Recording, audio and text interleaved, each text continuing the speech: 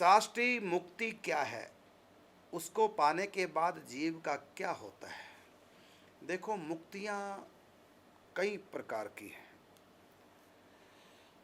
एक तो निराकार मुक्ति, निराकार परमात्मा में ज्ञान मार्ग के द्वारा लीन हो जाना, अहम ब्रह्मस्मि के शुद्ध भाव में आ जाना, निराकार। और यही साकार में भी होता है। उसको बोलते हैं सायुज्य, उसको बोलते हैं कैवल्य मोक्ष, इसको बोलते हैं सायुज्य। वह अंतर इतना है, एक निराकार में एकत्व को प्राप्त कर गया और एक साकार के अंदर लीन हो गया, इसको बोलते हैं सायुज्य मोक्ष। एक होता सारूप्य मोक्ष, जैसे वैकुंठ में गया और वहाँ चतुर्भुज रूप उनको स्वरूप प्राप्त हो गया, भगवान विष्णु के पार्षद बन गए, उसको कहेंगे सारूप्य मोक्ष। एक है सालोक्य मोक्ष, भगवान के लोक के समान लोक प्राप्त हो जाना, जैसे ध्रुव भगत को मिल गया विष्णु पद, आजकल जिसका नाम ध्रुव लोक हो गया। किसी भगवान विष्णु के समान लोक की प्राप्ति हो जाए, उसका अधिपत्य मिल जाए, जैसे ध्रुव भगत को विष्णु पद की प्राप्ति है, इसको बोलेंगे सालोक्य, सालोक्य। एक होता सामीप्य, सामीप्य कहते हैं भगवान के पास रहना मिल जाए, जैसे लक्ष्मी चरण दबाती है, उनके विशेष पार्षद जो चंवर डोलाते हैं, उनकी आगवानी करते हैं, साथ साथ चलते हैं, हर समय उनके दर्शन करते रहते हैं, इसको बोलते हैं सामीप्य मोक्ष। ये सब वैकुंठ में है। और उसी के दौरान एक आपने पूछा सारष्ट्य मुक्ति क्या है?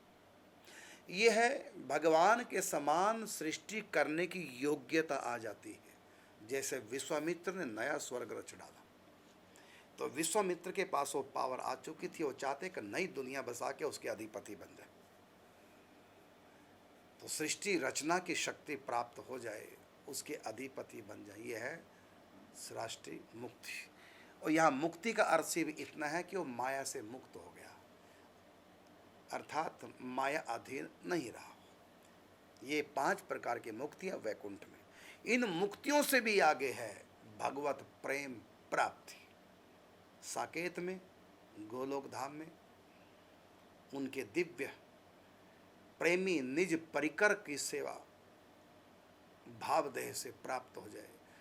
हमारे संतों की भाषा में कहते हैं, वैष्णव की भाषा में प्रेम प्राप्ति। ये इन मुक्तियों से भी आगे। मुक्तियों का सुख तो उस प्रेम प्राप्ति के आगे जीरो लगता है। कहा ना कि भक्ति सुख के सामने ब्रह्मानंद तुच्छ होए, और कोटि गुना करी ब्रह्म सुख भक्ति सम नहीं सोए। प्रेमा भक्ति के समान ये 5 प्रकार की मुक्तियाँ, इन मुक्तियों के सुख को करोड़ों से गुना कर दिया जाए तब भी प्रेम के आगे जीरो ही सिद्ध होंगी। इतना ऊंचा है प्रेम तत्व। इसलिए तो सूरदास ने गाया ना, सबसे ऊंची प्रेम सगाई। उस प्रेम में भी अनेक स्तर हैं, जिसमें दास्य भाव है। इन मुक्तियों को तो हम शांत भाव कहते हैं, शांत रस। इससे आगे दास्य भाव, जैसे हनुमान जी, उससे आगे सख्य रस, सखाओं का, अर्जुन आदि का, ब्रज के सखा। उससे भी आगे वात्सल्य रस, दशरथ, कौशल्या, यशोदा, देवकी, रोहिणी आदि, देवहूति माता, ये सब ये वात्सल्य सख्य से भी आ गया। इस वात्सल्य से भी आ गया श्रृंगार रस, रुक्मणी आदि, द्वारिका की लीला, ये श्रृंगार रस। इससे भी आगे है उज्ज्वल रस, प्रेम रस, गोपियों का भाव जो है, इस गोपी भाव से भी आगे है प्रेमा भक्ति, पराभक्ति। पराभक्ति प्रदायिनी करी कृपा करुणा निधि प्रिय, वह सखी भाव। ये अब तक जितने मैंने बताए, इनका सबका संबंध कृष्ण से है, और लास्ट वाला संबंध है राधा कृष्ण युगल से। प्रिया प्रीतम राधा माधव, दोनों की रसमयी सेवा, एकांतिक सेवा, यह है सबसे ऊंची प्रेम की अवस्था। इसी को कहते हैं महाभाव। अगला है, मेरे इष्ट श्री राधा कृष्ण हैं, इन्हीं के नाम का जप करता हूँ, पर जब से रामचरितमानस पढ़ी है तभी से श्री सीताराम जी की छवि ध्यान में आती है। राधा कृष्ण में मन नहीं लग रहा है, मन विचलित है। मैं राधा कृष्ण को छोड़ना नहीं चाहता, कृपा करके मेरा मार्गदर्शन करें। देखिए, सहज यदि सीताराम जी का ध्यान हो रहा है, आप सीताराम जी का ध्यान कीजिए। आपने छोड़ा कहाँ राधा कृष्ण को? राधा कृष्ण ही सीताराम है, सीताराम ही राधा कृष्ण है। आपको सीताराम के रूप में राधा कृष्ण अच्छे लगते हैं, आप सीताराम का ध्यान कीजिए। जबरदस्ती मत कीजिए मन के साथ, नहीं सीताराम नहीं राधा कृष्ण, मेरे तो इष्ट राधा कृष्ण नहीं।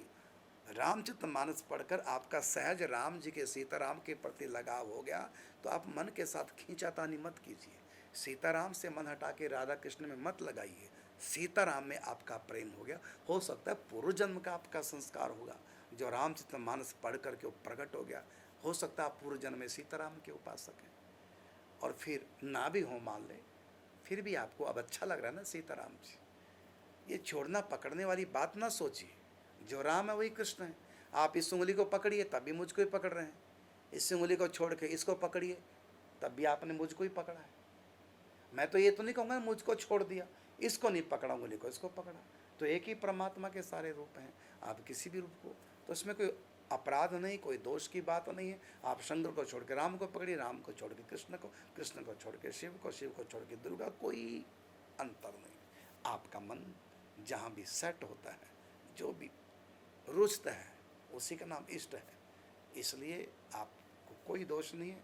आपका मन सहज ही सीताराम में लग रहा है, तो सीताराम में ही लगाइए। यही राधा कृष्ण है।